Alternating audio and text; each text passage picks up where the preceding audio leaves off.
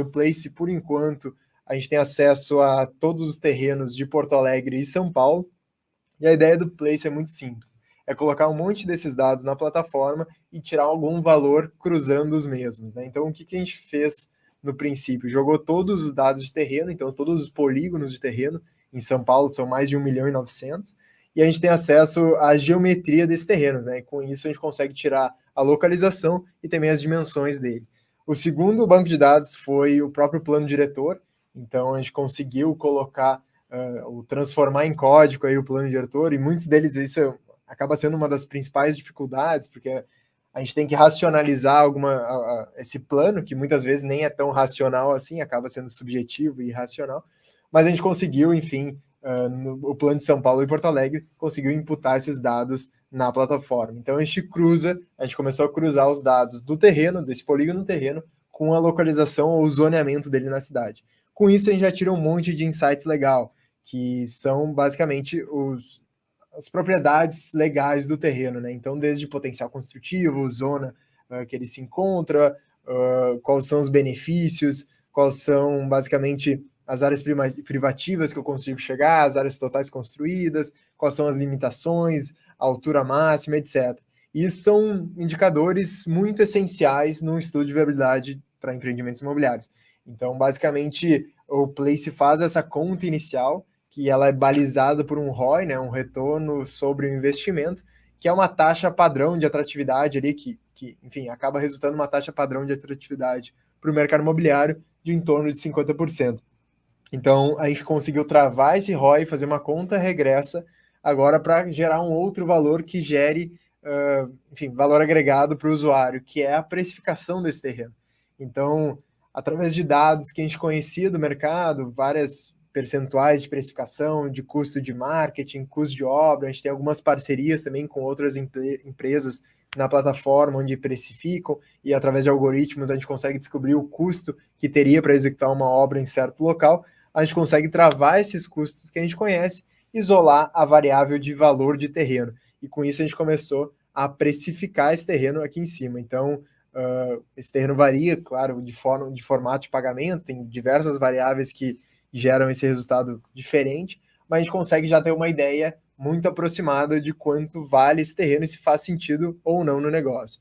Então, a gente já começou a fazer um estudo de viabilidade que antes não era tão complicado de fazer aqui dentro, mas demandava uma mão, né, um trabalho, uma mão de obra manual aqui dentro do escritório e atrasava muitos processos. Agora a gente consegue fazer de forma rápida, não só a gente, né, a gente conseguiu colocar isso online, agora qualquer pessoa consegue fazer, isso totalmente gratuito até agora, tá? Então esses dados que eu mostrei aqui são disponíveis para qualquer pessoa, e a gente foi um pouco além, né, ao longo do desenvolvimento do Place, a gente sabe que, bom, o primeiro ponto é que, por mais que eu encontre esse terreno que faça sentido, e os números batem, eu, obviamente, sempre por causa da geometria do terreno, isso a gente vai ver muito, inclusive, no BIT, tá? A geometria do terreno, todo o formato, topografia, influencia muito no resultado financeiro e volumétrico de um novo empreendimento.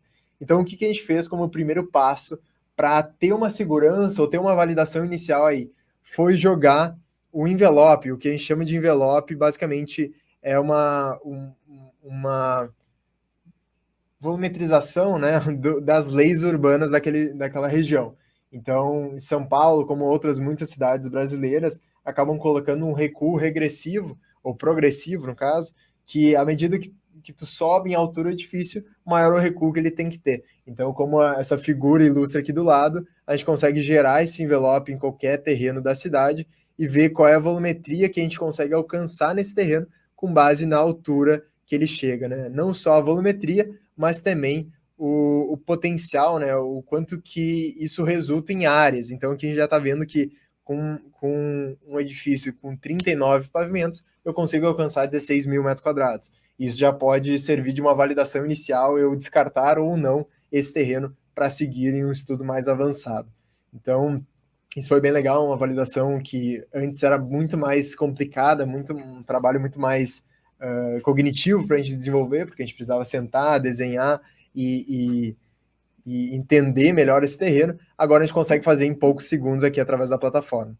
Uma outra ferramenta legal é a busca de terrenos, né? Então a gente consegue fazer filtros aqui a partir de certa região, então eu vou criar uma área meio aleatória aqui e buscar, por exemplo, terrenos de até 1.000 metros quadrados.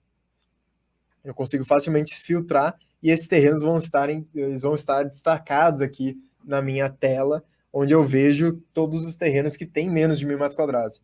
Mas como vocês podem ver, muitos deles já têm alguma coisa construída em cima. E isso encarece ou até inviabiliza uma nova edificação. Então, um outro filtro que a gente pode fazer é por área máxima construída no terreno que tem 1.000 metros quadrados de área máxima. Né? Aí eu vou botar aqui 300 metros quadrados.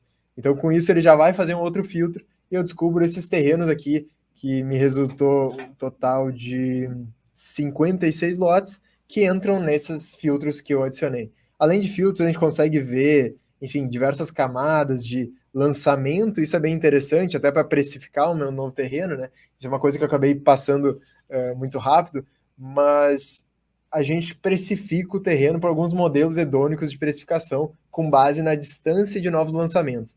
Então, cada pontinho desse é um lançamento imobiliário, que eu tenho toda a informação de metragem quadrada, de valor, de tamanho médio de apartamentos, de número de unidades, quem está construindo, etc.